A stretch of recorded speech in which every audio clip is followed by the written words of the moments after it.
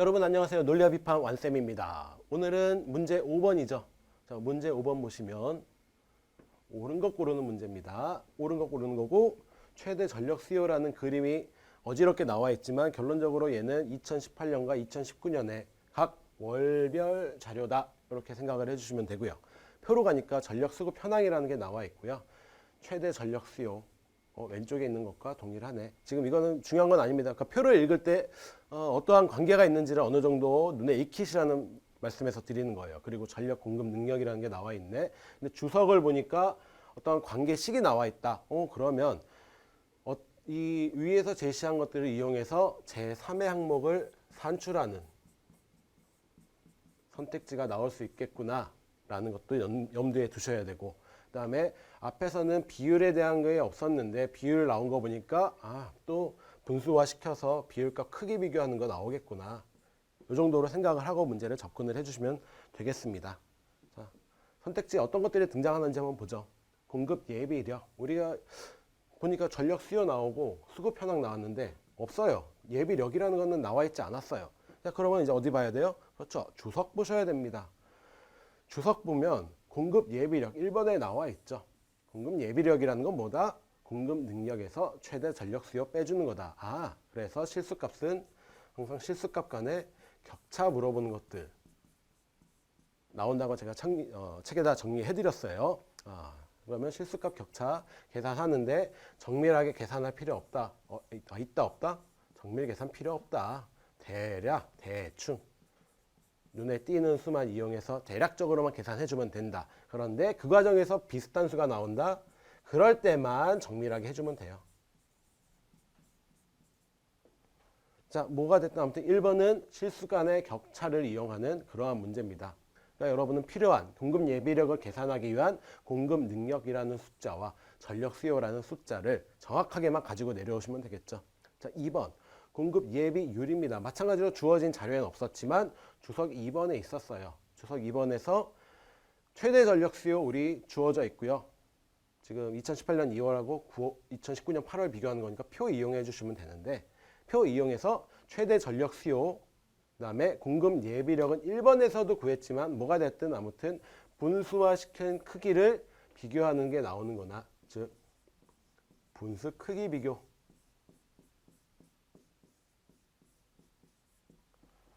그러니까 1번이 잘 안 되시는 분들은 더하기 빼기, 덧셈과 관련된 선택지들을 많이 풀어보는 연습을 하시고, 2번과 관련된 게 잘 안 되시는 분들은, 상대적으로 좀 느리다 생각하시는 분들은 이런 것처럼 뭐율로 끝나는 그런 문제를 많이 선별을 하셔서 그 비율을 분수화시킨 다음에 그거를 비교하는 연습을 좀 많이 하셔야 돼요. 자, 분수 크기하는 그런 선지가 나오는구나.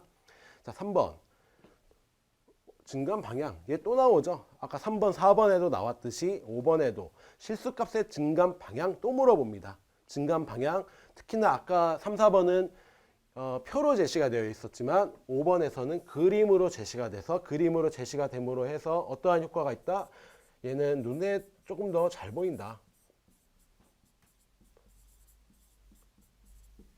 무슨 얘기예요? 2018년에 증감 방향이 위로 가면은 증가한 거, 아래로 떨어지면은 감소한 거, 너무나도 명확하게 잘 보인다. 그래서 이렇게 그림으로 이런 것들을 표현을 해 놓은 거죠. 2018년과 동일하다. 마찬가지로 실수값, 어떠한 증감 방향 또 물어보고요. 해당 연도 12월, 1월에서 12월까지 최대 전력 수요가 가장 큰 달. 그러면 18년에서 가장 큰 값, 최대 전력 수요 동일하잖아요. 주어 부분이.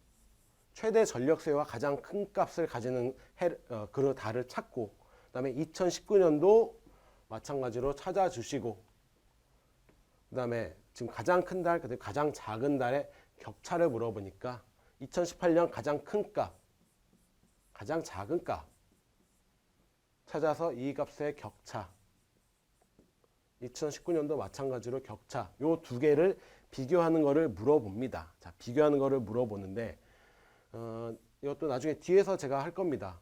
실제로 계산을 해줄 것이냐.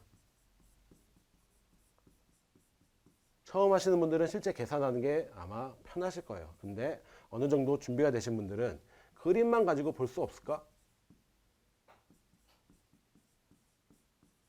그림만으로 안 됨? 제가 이렇게 써놓은 거는 답이 뭐겠어요? 그림만으로도 판단됨. 그림만으로 판단됩니다. 나중에 그림으로 어떻게 판단하는지 문제풀이에서 제가 보여드릴 거예요. 뭐가 됐든 일단은 처음 준비하신 분들은 계산이 아직 익지 않으실 거기 때문에 실제 계산하시는 거 연습 좀 유효 숫자 사용하셔서 대략적인 계산하시는 거 연습하시고요.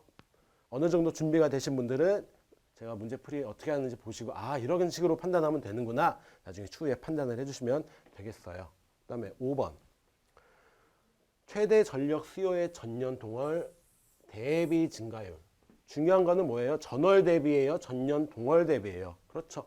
전년 동월 대비입니다. 무슨 얘기예요? 19년도 1월에 전년 동월은 언제입니까? 전년도인 18년도 같은 월인 1월의 자료를 가지고 둘 사이에 증가율을 이제 계산을 해주는 그런 선지 마찬가지로 물어봅니다. 얘도 앞서 4번에서 물어봤죠. 실수값 놔두고 실수값의 증가율 계산하는 거예요. 어차피 증가율 계산하려면 우리는 그 값들의 격차 필요했고 그 다음에 그 기준을 통해서 기준값의 얼마를 차지하느냐를 통해서 그 격차가 차지하는 증가율을 계산할 수도 있었고 여러 가지로 계산할 수 있는 방법은 있다 이렇게 말씀을 드렸는데 일단은 여러분은 그래 그 실수 자료에서는 이런 것들을 물어봐 라는 것과 함께 나중에 이 증가율이 그러면 일일이 계산하지 않고 어떻게 판단을 할 수 있을까도 미리 어느 정도 준비를 하시면서 추후에 제가 해드리는 해설 강의도 같이 들어주시면 좋을 것 같아요. 자, 이런 식으로 실수값에서 물어보는 선지들 어떤 게 나왔는지 그리고 여러분한테 표를 읽으면서 무엇을 조심해야 될지 쭉 정리를 해드렸습니다. 처음 준비하신 분들 꼼꼼하게 한번 다시 한번 체크를 해두시고요. 나머지 이제 6번부터 25번까지도 이런 스타일로 초반 여러분이 문제를 푸시면서 가져야 될 생각과 내가 어느 정도까지 더 공부해야 될지를 계속 여러분하고 한번 접근하는 방법과 함께 계속 짚어드리도록 할게요. 자, 오늘 여기까지 하겠습니다. 감사합니다.